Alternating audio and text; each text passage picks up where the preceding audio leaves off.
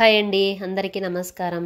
అందరూ బాగుండాలని మనస్ఫూర్తిగా అయితే కోరుకుంటూ ఇవాళ ఇంకొక వీడియోతో మళ్ళీ మీ ముందుకైతే వచ్చేసాను. దయచేసి నా వీడియోని స్కిప్ చేయకుండా చివరి వరకు చూడండి.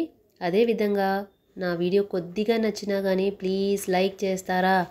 ఈ వీడియోలో మనం ఆషాఢ మాసంలో వచ్చే ఏకాదశి విశిష్టత అయితే తెలుసుకుందాం. అదేవిధంగా ఏం చేయాలి, ఏం చేయకూడదు అనే విషయాన్ని కూడా తెలుసుకుందాం. ఆషాఢ మాసంలో వచ్చే ఏకాదశిని తొలి ఏకాదశిని అంటారు. ఈ నెల 6వ తేదీ ఆదివారం నాడైతే తొలి ఏకాదశి అయితే వచ్చిందండి. అత్యంత శక్తివంతమైన పండుగల్లో ఈ ఏకాదశి అయితే ఒకటి అన్నమాట.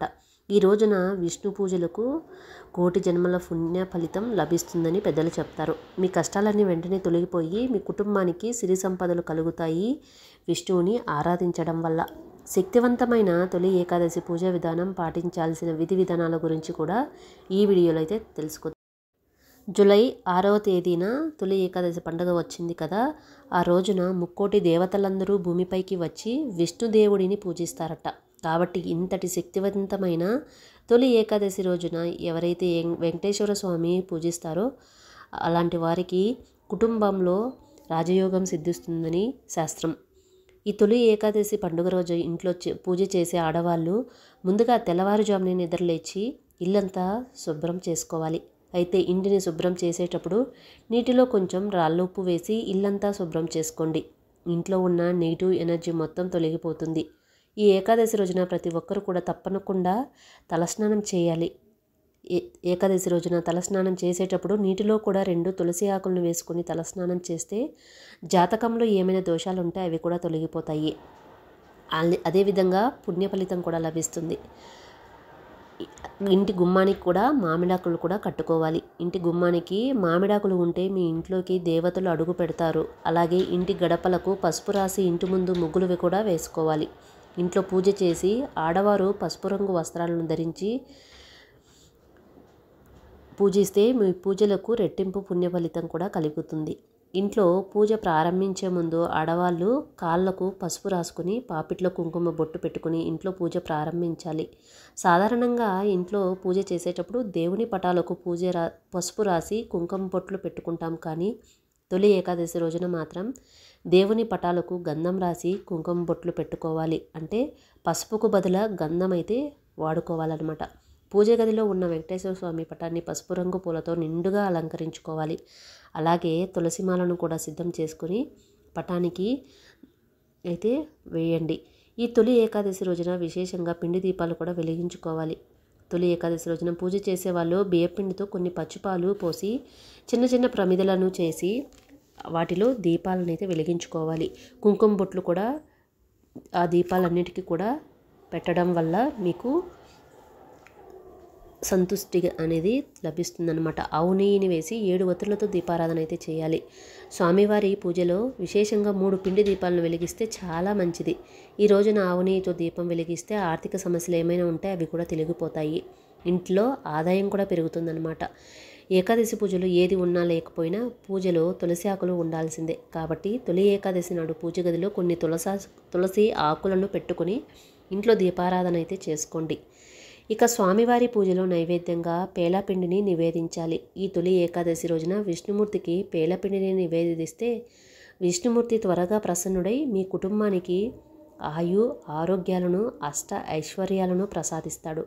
అలాగే పేలాల పిండితో పాటు బెల్లం పానకం లేదా పాలతో చేసిన పాయసాన్ని నివేదించవచ్చు.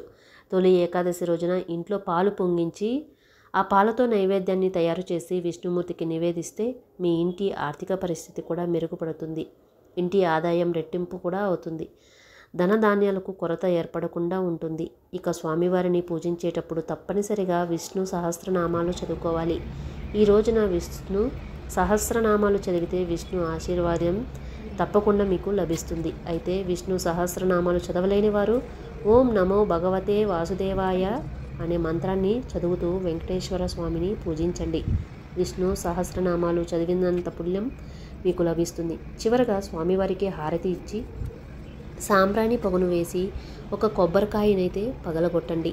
ఈ స్వామివారికి కొబ్బరికాయను సమర్పిస్తే కోరిన కోరికలన్నీ కూడా వెంటనే తీరుతాయనే శాస్త్రం అయితే చెప్తుంది. ఏదైనా సమస్యలతో బాధపడేవారు మీ సమస్యల నుండి వెంటనే బయటపడాలంటే వెంకటేశ్వర స్వామికి కొబ్బరికాయను సమర్పించి మీ సమస్యలన్నీ వెంటనే తొలగిపోవాలి ని శ్రద్ధ భక్తితో స్వామివారికి చెప్పుకోండి. ఇక మీ కష్టాలన్నీ తప్పకుండా తీరిపోతాయి.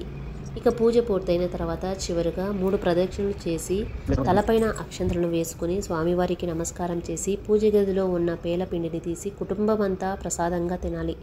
ఈ రోజున తప్పనిసరిగా పేలాల పిండిని తినాలి. ఇక ఈ ఏకాదశి రోజున తప్పనిసరిగా తులసి మొక్కను కూడా పూజించాలి.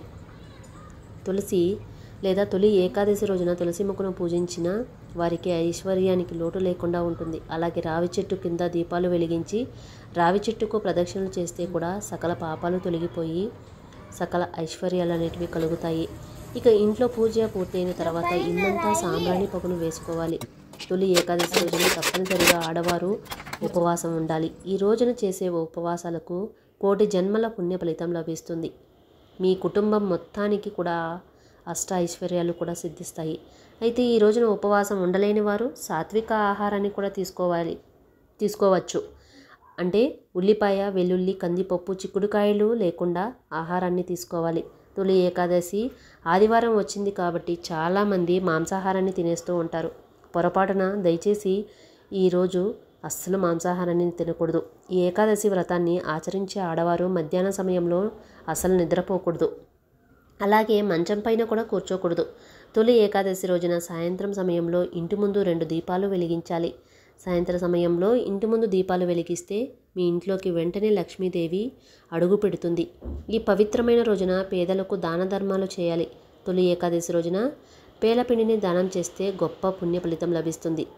ఈ తొలి ఏకాదశి రోజున సత్యనారాయణ వ్రతాన్ని చేసుకుంటే అధిక సమస్యలన్నీ వెంటనే తొలగిపోయి కుటుంబంలో సుఖ సంతోషాలు ఏర్పడతాయి.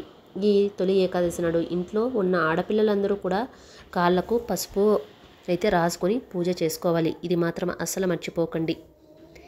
ఇది అండి తొలి ఏకాదశి రోజు మనం చేయాల్సినటువంటి విధి విధానాలు. మీరు కూడా తప్పకుండా తొలి ఏకాదశి పండుగని బాగా జరుపుకోవాలి.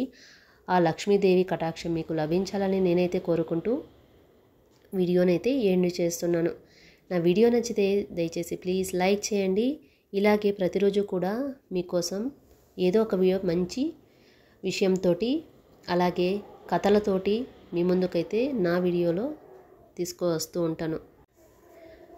నా వీడియో నచ్చితే ప్లీజ్ లైక్ చేయండి. తప్పకుండా ఇలాంటి మరిన్ని వీడియోస్ కోసం మన ఛానల్ని సబ్స్క్రైబ్ చేసుకోండి. మీరు ఏమైనా సజెషన్స్ అలాగే సలహాలు ఇవ్వాలి అనుకుంటే తప్పకుండా కామెంట్ సెక్షన్లో తెలియజేయడం ద్వారా నేను మార్పు అయితే చేసుకుంటానండి.